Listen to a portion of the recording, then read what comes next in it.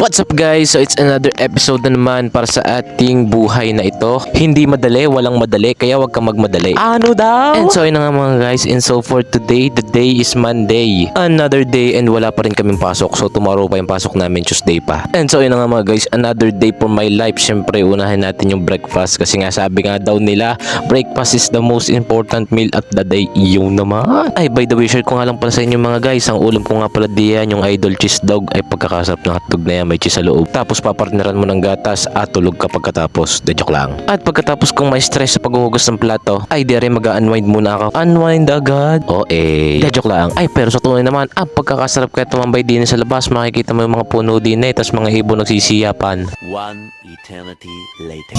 What's up guys? So today, papaship tayo ulit ng shoes.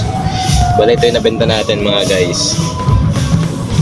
Bale, ang bumili sa atin ito ang pala ay taga Plaridel, Bulacan. So, papaship natin siya ngayon.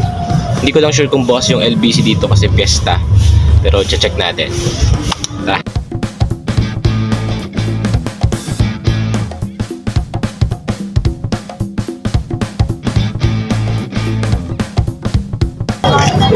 Ma'am, open kaya?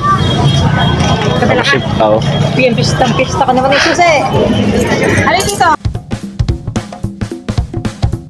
Nabala pa natin sila guys, nanonood pala sila ng parada.